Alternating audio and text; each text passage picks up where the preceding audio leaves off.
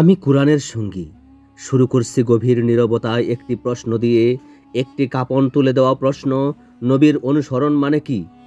হে হৃদয়বান মানুষ, থামো এক মুহূর্ত, ভাবো, উপলব্ধি করো, শোনো কোরআনের সুর।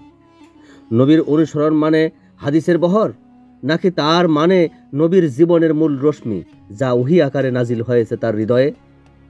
আমি কোরআনের সঙ্গী। আমি সেই আগুন যা জ্বলে ওঠা ভ্রান্ত বিশ্বাসের অন্ধকারে। আমি সেই বাতি যা আলো জ্বালে নবীর প্রকৃত অনুসরণে। আসুন ফিরে তাকাই আল্লাহর কালামের দিকে।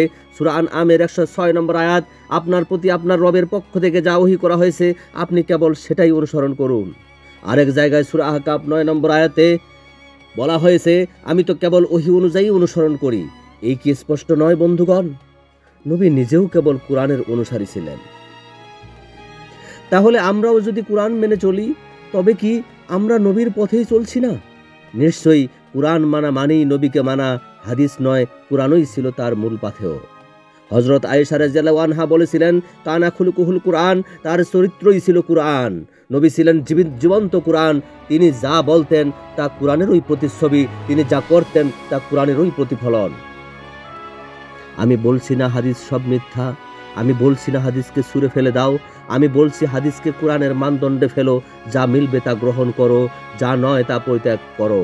হাদিস আসবে পরে, কোরআন আসবে আগে। কোরআনই মূল, কোরআনই সেতু, কোরআনই একমাত্র নিশ্চিত সংরক্ষিত সত্য।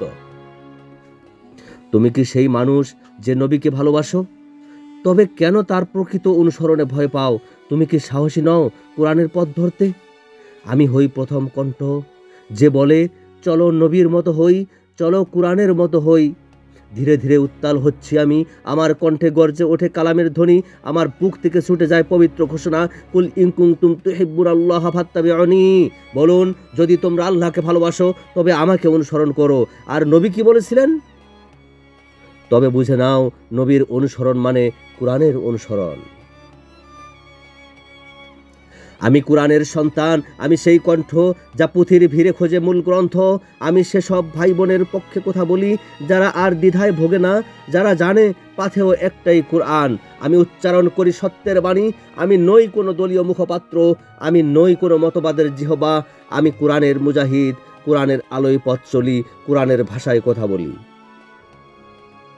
আজ চারদিকে বিভ্রান্তি, আজ ধর্মের নামে ব্যবসা, আজ হাদিসের নামে গালগল্প, আজ মন গড়া ব্যাখ্যায় ধর্মের ধ্বংস।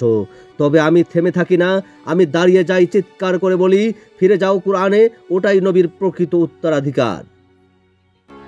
এবার আমি বলি স্পষ্টভাবে, নবীর জীবন ছিল কোরআনের ব্যাখ্যা নয়, নবীর জীবন ছিল কোরআনের বাস্তব রূপ। যা তিনি করতেন তা ছিল কোরআনের ওই প্রতিফলন, যা তিনি বলতেন তা ছিল কোরআনের ওই তর্জমা। তবে কেন তুমি বলো কোরআন অনুসরণ মানেই হাদিস অনুসরণ? তুমি কি জানো না, মা ফাররাতনা ফিল কিতাবি মিন শাইইন, এই কিতাবে আমি কিছুই বাদ রাখিনি।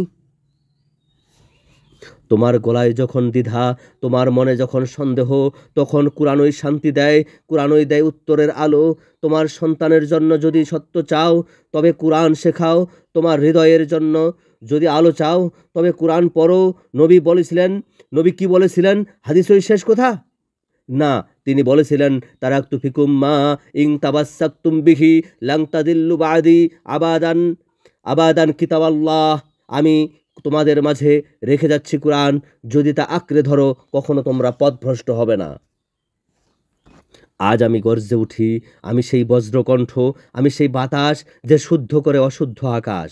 আমি বলি, তোমার নেতা যদি কোরআন না বোঝে তাকে ত্যাগ করো, তোমার বিশ্বাস যদি কোরআনের বাইরে যায় তাকে সংশোধন করো। আমি বলি, নবী ছিলেন কোরআনের ব্যাখ্যাকারী নন, নবী ছিলেন কোরআনের জীবন্ত প্রতিচ্ছবি। তার অনুসরণ মানে কোরআনের অনুসরণ। তোমার রক্তে ঢোকাও সত্য, তোমার মুখে থাকুক কোরআনের ধ্বনি, তোমার পথ হোক নবীর পথ, আর নবীর পথ মানে কোরআনের পথ। চলো আজ শপথ করি, কোরআনের বাইরে নয়, এক কদমও। চলো প্রতিজ্ঞা করি, জীবন হবে কোরআনের আলোয় পূর্ণ। আমি কোরআনের সঙ্গী, তুমি কি আমার সাথী হবে?